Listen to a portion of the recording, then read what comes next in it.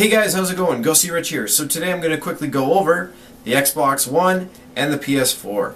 Now, just to kind of go over it, I've owned every one of these systems before, like PS1, PS2, and PS3, and I've owned the regular Xbox and Xbox 360.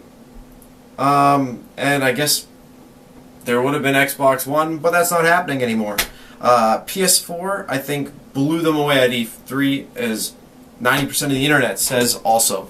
It's also showing a lot of numbers because at the place that I work at, which is Future Shop, we've sold out of all our PS4 pre-orders. You cannot get another one unless you get it through online, and if you go into a store, they're going to direct you to the online services so they can order you one in through online, because we aren't going to be able to meet the demand. Xbox One, I'm pretty sure we'll be able to go all the way to release date without maxing out.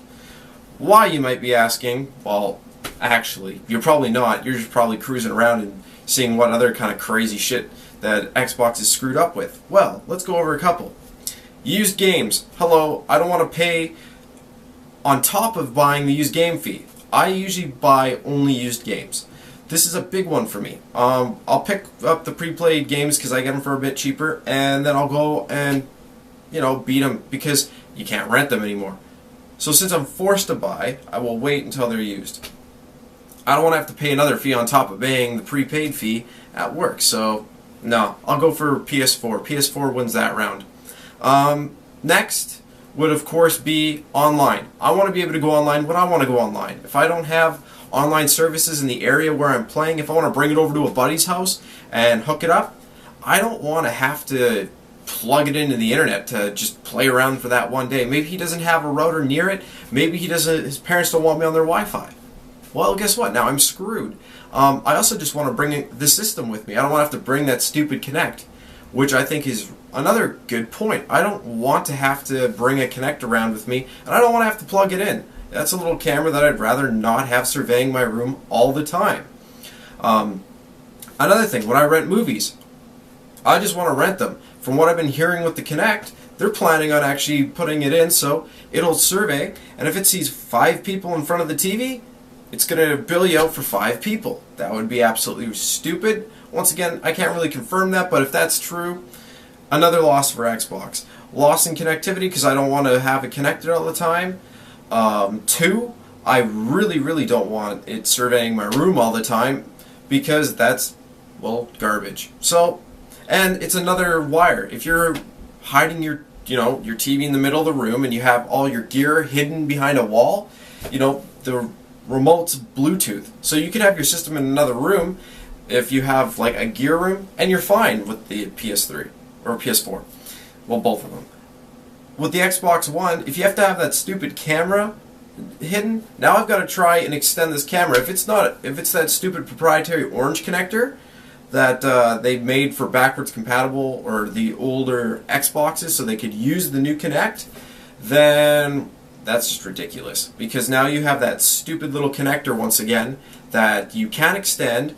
You have to try and hide it in the wall. It's super huge, so chances are it's going to get stuck on something and you'll end up breaking it. You break it, then all of a sudden now you have to go and buy a whole new Kinect piece before you can play a game again, which shouldn't be that hard considering there won't be any backup for the Xbox anyway.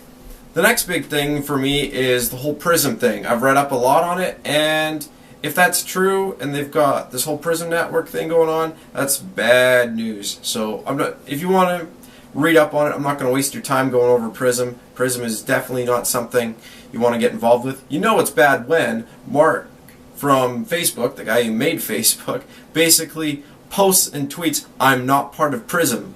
Please stop spreading these rumors." Yeah, they're a bad company to be even affiliated with, so don't even go into them.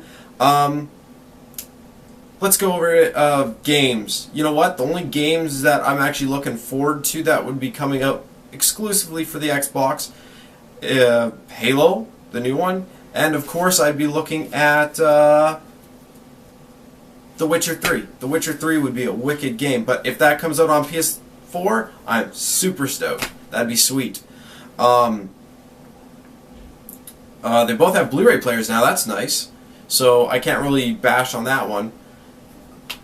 Just trying to think of any others. That's basically it. I think for, sharing for everything. Oh, price beat. The PS4 beat the Xbox One's price. I mean, for me, if you're still saying Xbox One's going to be better than PS4, I'm sorry, not even 90% of the Xbox community believes you. It's ridiculous when you go onto an Xbox forum and they're crapping all over everyone. The mods are crapping on their own forum, and you have even their own people admitting defeat. For me, it's very bad. I don't want to. It will never be the end of Microsoft, but they're starting to try and act like Apple, and that's what's kept Microsoft ahead. Is not trying to act like that. Like, oh, we've already suckered in this amount of people, they're not going to switch. Well, there's a lot of more, we'll say, Samsung now than Apple users, and it's growing. So let's hope Microsoft, they kind of came into this late, and they might be leaving the game early if they keep doing this. I'd rather buy a Wii U than an Xbox One. That's right, I said it. Alright guys, I hope this video kind of helped you, give you a little bit of information. You probably knew it already, but if you didn't, I hope this helps sway you away from the Xbox. Other than that, Xbox, enjoy your Prism.